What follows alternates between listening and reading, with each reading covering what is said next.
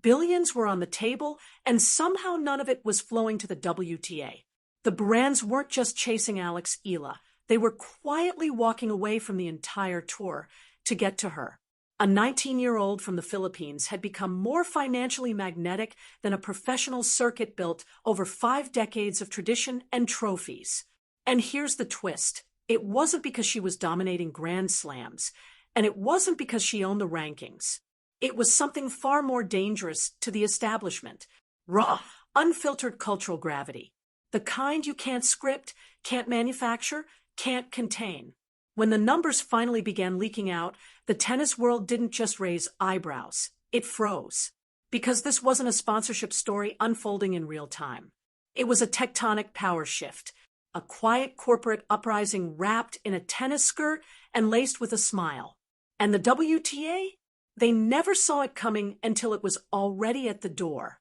Stay with me, because by the end of this, you'll see why the most important battle in women's tennis isn't being fought on any baseline or center court. Some athletes outgrow their sport before the sport even realizes who they are. Muhammad Ali did it. Serena Williams did it. And now, whether the WTA embraces it or resists it, Eala is doing it on a scale that has boardrooms from Manila to Manhattan tearing up marketing playbooks and rewriting the future in real time.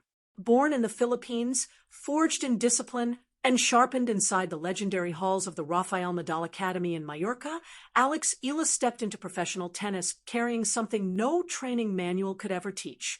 She carried a story, raw, cross-continental, multi-generational, a story that echoed across Southeast Asia, through Europe, and deep into America all at once.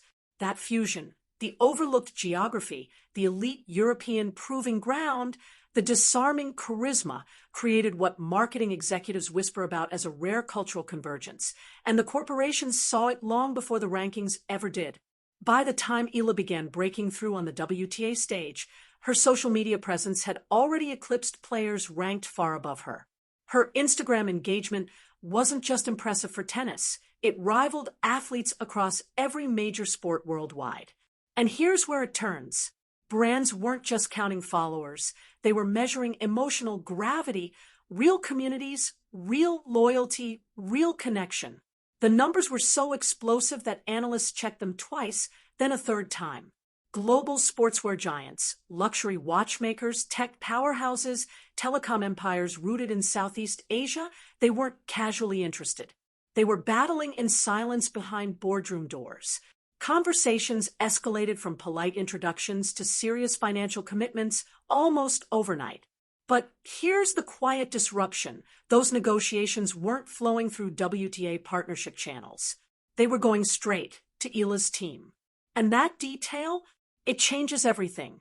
The WTA has always operated on a centralized sponsorship machine, official tour partners, shared revenue systems, collective branding. For decades, that structure held firm. Until now. Yet it was a system built for a different era. A time before one athlete could command more digital attention than the very institution promoting her.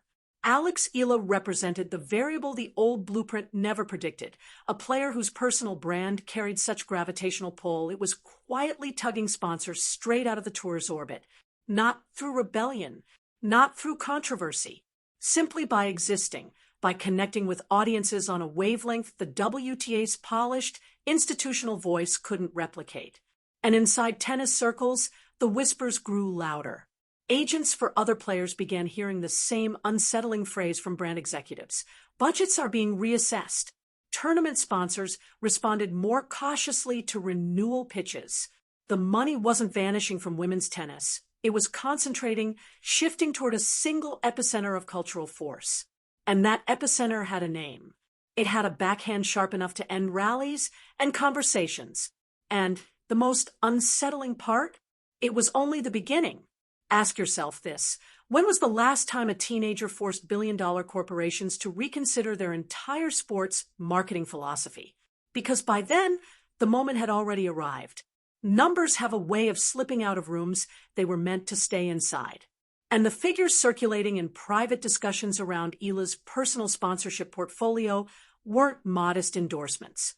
These weren't the standard mid-tier packages typically secured by players hovering outside the top 10. This was something else entirely, something bigger, quieter, and far more disruptive than anyone was prepared to admit.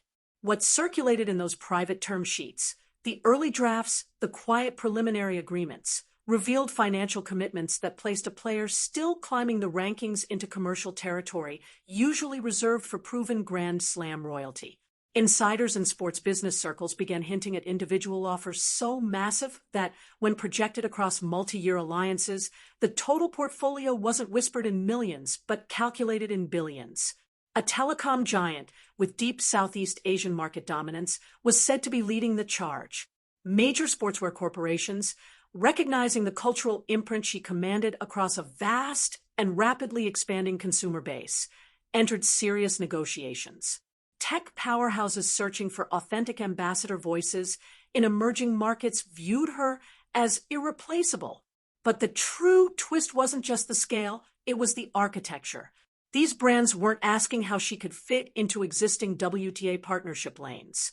They were designing entirely bespoke ecosystems around her, creative equity structures, ownership stakes, expansive content ventures, long-term ambassador blueprints that positioned her not simply as an athlete, but as a standalone media force.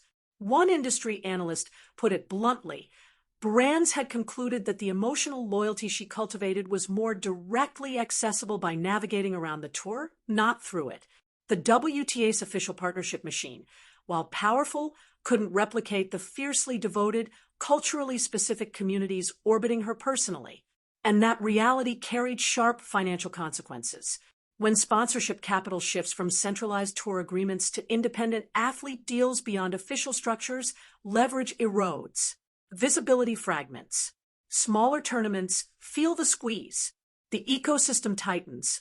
And here's what truly heightened the tension: Eala wasn't orchestrating any of it. She wasn't staging a rebellion against any institution, wasn't drawing battle lines in some corporate war. Her team was simply answering extraordinary demand with smart, calculated strategy. That's not revolution, that's business at its purest form. But intention didn't soften the impact. For the WTA, the consequences landed the same. Behind closed doors, executives were forced into uncomfortable conversations. How does a governing body protect its sponsorship relevance when one of its own players has become a more compelling standalone investment than the platform itself? How do you rebuild commercial systems designed for a pre-social media era around an athlete whose personal reach eclipses the institution's voice? These weren't abstract strategy slides anymore. They demanded immediate solutions. And the WTA, for reasons that would soon grow impossible to ignore, appeared to be moving far too slowly. The billion-dollar question was never whether Eala deserved the offers. No serious voice disputed that. The question echoing through boardrooms was far more destabilizing. Had the WTA already surrendered the commercial narrative? And if they had, was reclaiming it even possible? Because silence, in moments of structural tension, is never neutral. It speaks volumes. As brand negotiations around Alex Eala intensified and sports business outlets began connecting the dots in public, the WTA's official channels stayed conspicuously quiet. No framing statement, no recalibration of the story, no visible attempt to steer the commercial dialogue back under institutional control, just stillness at the exact moment leadership required clarity. And in today's media ecosystem, when an organization fails to command its own narrative, it doesn't create empty space. It hands the microphone to everyone else. Tennis journalists, sports marketing analysts, fan communities across continents. Even rival leagues circled in to fill the narrative vacuum the WTA left behind. And the story forming without them wasn't kind. It painted a governing body blindsided by a transformation that, in hindsight, had been building in plain sight for years. The structural reasons for the slow response were complex. The WTA operates across multiple jurisdictions, juggling the competing priorities of players, tournaments, broadcasters, and long-standing corporate partners all at once. Inside that machinery, decisions are designed to move carefully because caution signals governance and governance signals stability. But nothing about Alex Eala's commercial surge was stable. This wasn't routine growth. It was acceleration. Speed mattered. Adaptation was urgent, and speed wasn't coming. Meanwhile, sponsors who once felt secure inside traditional tour partnerships began asking questions that would have sounded unthinkable months earlier. Brands that had enjoyed steady, mutually beneficial relationships with the WTA for years started revisiting the fundamentals. Was visibility through tour-aligned assets still delivering the audiences that mattered most? Or had those audiences shifted, following individual athletes, cultural movements, viral moments unfolding beyond institutional lanes? Quietly, the center of gravity seemed to be moving. And as those conversations deepened, the answers filtering back to tour leadership were anything but reassuring. Because when brands begin questioning reach, relevance, and emotional connection, they're not just tweaking budgets, they're reconsidering belief. And belief, once shaken, is far harder to rebuild than revenue spreadsheets. Digital analytics don't bargain. Audience migration charts don't honor legacy alliances or sentimental partnerships. And the verdict coming from independent commercial audits was steady, almost cold in its clarity. The WTA's ability to consistently deliver certain premium audience segments had eroded. At the very same time, Eala's independent platforms were surging. Across the tour, players began sensing the ripple effects. Conversations with potential personal sponsors felt different. Brand executives who once highlighted WTA alignment as a powerful credibility boost now mentioned it less or wrapped it in cautious qualifiers that hadn't existed before. The institutional stamp that once elevated individual market value was losing gravitational force. Veteran players, speaking anonymously to reporters, admitted real frustration. They had spent years helping build the WTA's shared commercial prestige. Watching institutional silence during such a defining shift felt, to many, like leadership faltering at the worst possible moment. And still, officially, nothing. This communication void wasn't merely a public relations oversight. It signaled to every corporate partner reassessing their stake in women's tennis that the organization either didn't recognize the scale of change or couldn't respond decisively to it. For sponsors accustomed to visionary, strategically fluent partners, that perception mattered. Each quiet day carried a cost, and the bill was compounding quickly. Corporations rarely say withdrawal. They prefer gentler language, strategic reallocation, portfolio recalibration, evolving investment priorities. But beneath polished phrasing, the implication remains the same. Capital shifts. And in women's tennis, it began shifting with startling speed. The exits didn't explode into headlines. They happened quietly, almost politely, as if nothing seismic was occurring at all. That's never how institutional sponsorship erosion unfolds. It doesn't crash through the front door, it slips in quietly. Renewal meetings stretch without resolution. Option clauses expire untouched. Agreements, once renewed with energy and premium figures, return thinner, quieter, less certain. Slowly, and then all at once, the commercial bedrock begins to crack. Established brands with deep WTA roots started reallocating meaningful slices of their sports marketing budgets toward direct athlete partnerships outside tour frameworks.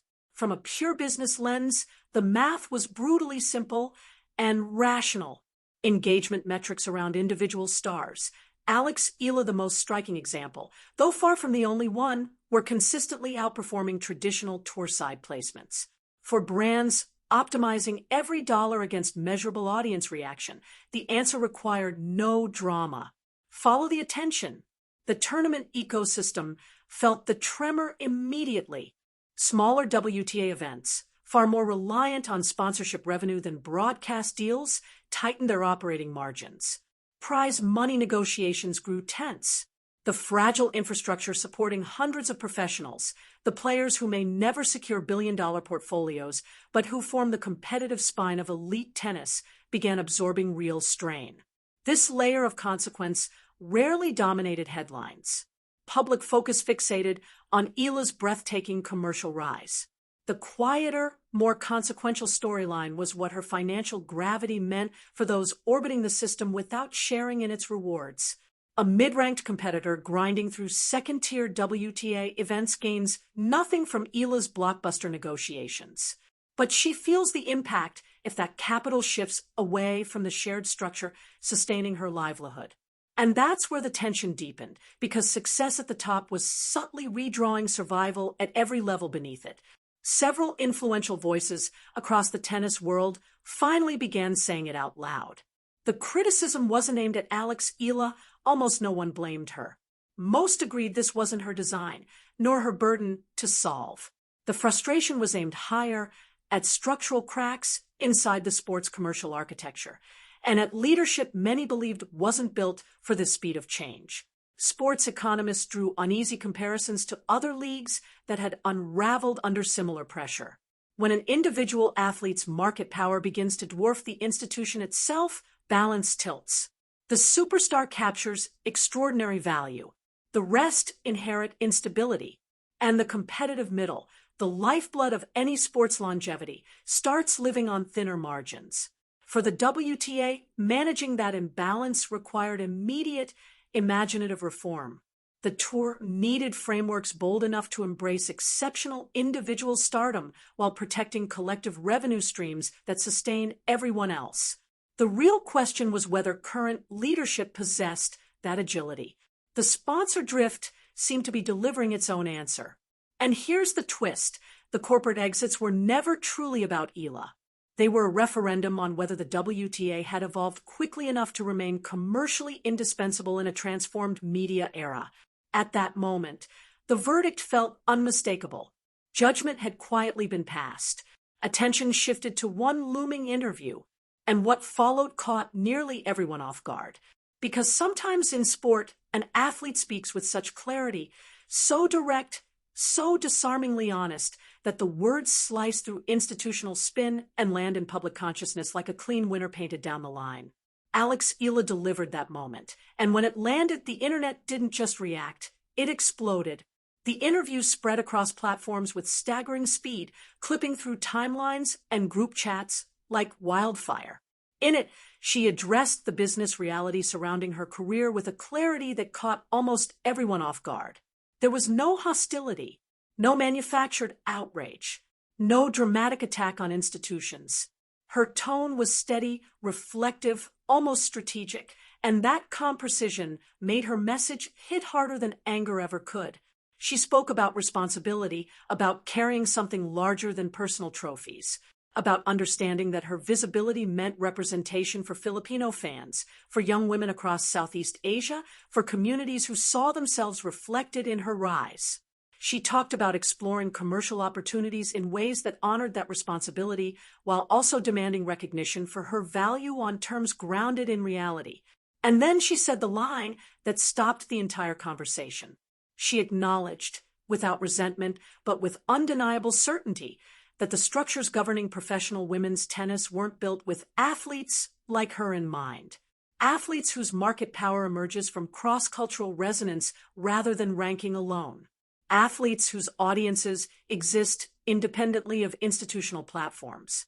Athletes who, simply by existing in that space, challenge traditional systems of measuring and distributing value. Those words traveled instantly. Sports media amplified them within hours. Business publications analyzed them with fascination. Fan communities across Southeast Asia erupted with pride and emotional support, while tennis audiences worldwide debated fairness, structure, and accountability. The moment generated millions of impressions across platforms. But what made it truly powerful wasn't confrontation. It was clarity. It wasn't drama that made the moment powerful. It was the deep sense of reason embedded in what Eala was saying. No one could dismiss her perspective as reckless or self-serving. The structural concerns she articulated weren't new fantasies. They were realities players, analysts, and sports economists had quietly debated for years. Hearing a 19-year-old stand at the center of that tension and explain it with calm precision felt almost surreal. The WTA's reply arrived later, and when it did, it carried a defensive tone rather than a reflective one. Observers pointed out that confident institutions respond to critique by engaging it thoughtfully, not by distancing themselves from it. That contrast between her composure and the organization's guarded response only deepened public support for her. Across social media, Especially in the Philippines and broader Southeast Asia, the interview transformed into a cultural milestone. Clips racked up hundreds of millions of views. Hashtags tied to her name dominated trending feeds for days. Major international outlets that rarely spotlight women's tennis suddenly published detailed features analyzing the moment. Through it all, Eala remained grounded, focused on training, respectful in tone, and undistracted by the commercial storm swirling around her. That restraint became part of her appeal, reinforcing why brands saw her as more than just an athlete, but as a trusted voice. Now, one question echoes through every serious conversation about women's tennis. Was this temporary turbulence or a permanent structural shift? Eala didn't spark a war with the WTA. She simply grew too powerful for the existing framework to contain comfortably. Capital follows authentic value. Audiences follow real connection. And when an institution built for another era finds itself commercially surpassed by a teenager carrying a nation's hopes, change becomes unavoidable. The numbers speak. The sponsors have moved. And women's tennis will never feel exactly the same again. If this story moved you, stay locked in because the biggest chapters are still unfolding.